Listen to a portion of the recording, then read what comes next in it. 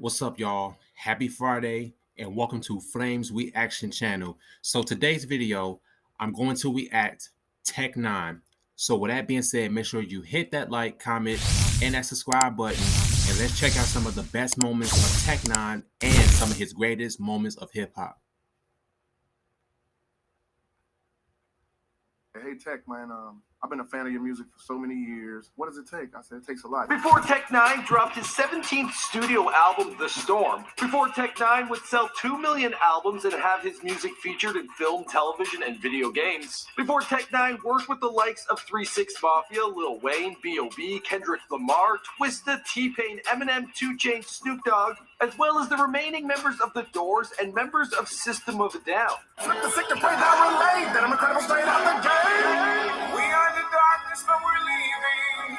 We are the gods that are deceiving. Before N9ne would take home the third biggest payout from touring in 2011, just behind Jay-Z and Kanye West. Before N9ne would establish his own independent label, Strange Music. Somebody just called and offered us $60 million, it wasn't enough. N9ne became obsessed with music extremely young, and he used rap as a way to teach himself to both read and do math.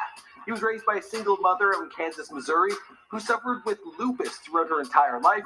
As an emotional escape from all this, he took to music. He also developed an interest in ghosts, which is something that he would pull into his stage performance because the guy likes to paint his face.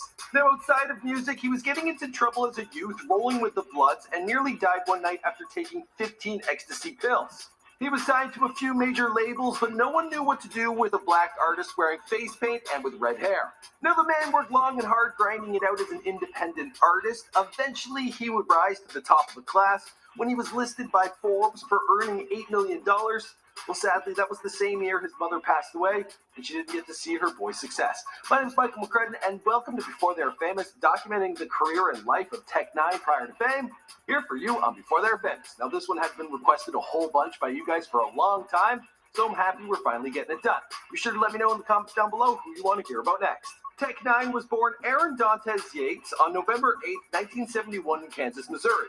He began rapping at a very early age and would rap the letters of his name in order to remember how to spell it. Obsessed with lyricism, he would also come up with his own educational raps, and that allowed him to learn how to read and do math. Now, he never met his father, and his mother, she suffered from epilepsy and lupus. When he was a child, this deeply affected him on an emotional level. He attended Southwest High School out in Kansas, and when he wasn't working on his rapping, well, he would explore abandoned buildings, hoping to catch a ghost on camera. Now, he knew early on in his life that he was a little bit different. He called himself strange, but he didn't try and be like everyone else. Instead, he embraced his differences.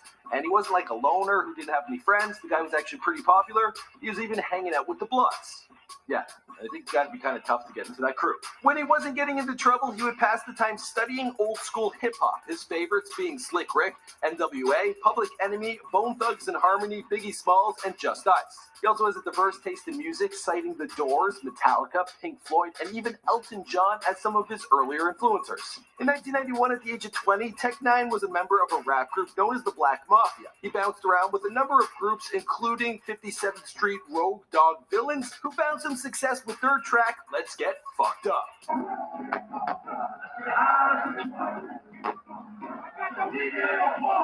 He got his stage name N9ne after a N9ne semi-automatic handgun.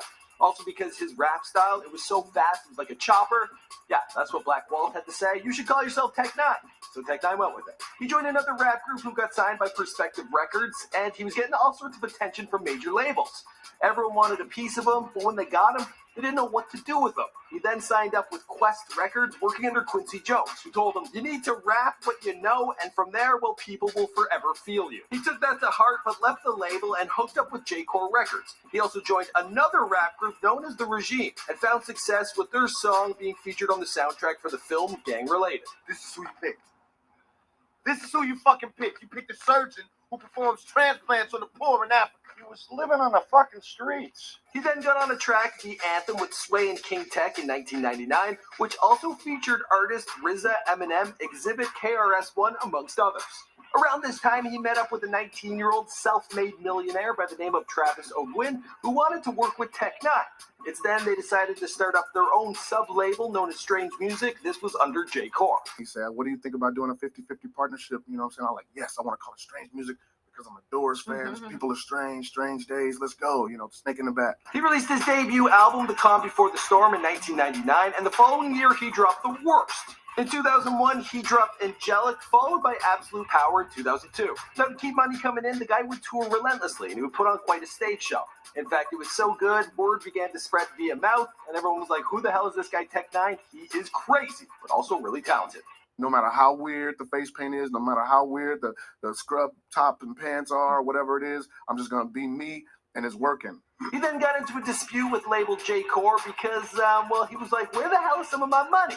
That's when he had had enough with labels and decided he was going to go at it independent. Now, it took him some time to get organized, but then in 2006, he put out his album Ever Ready, The Religion. Following that, he put out a collab album the same year, Misery Loves Company. The next year, he dropped Killer, and this album cover, well, it poked fun of Michael Jackson's Thriller. By now, he had started signing other artists to his label, and he was working on some big collabs. In 2009, he dropped KOD. This one had 3 6 Mafia on the album. The same year, he put out Sickology 101, and the next year, he put out the Gates Mixed Plate. Now, while 6s and 7s, that was a big break for him because he was collaborating with the likes of Lil Wayne, Kendrick Lamar, T-Pain, Snoop Dogg, D.O.B.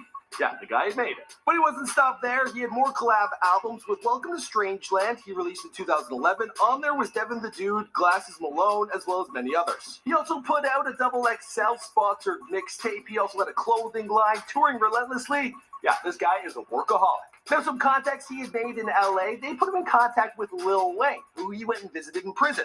Later on, Lil Wayne would shout out that he was a huge fan of Tech9, and then he would get a spot on the Carter 4, and, now he's blowing up.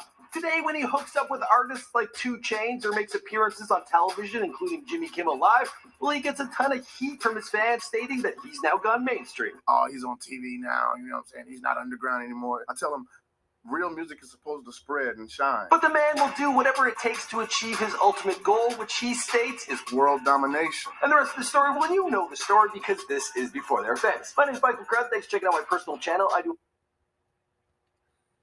All right, y'all. That's it for this video. I'm out. Peace.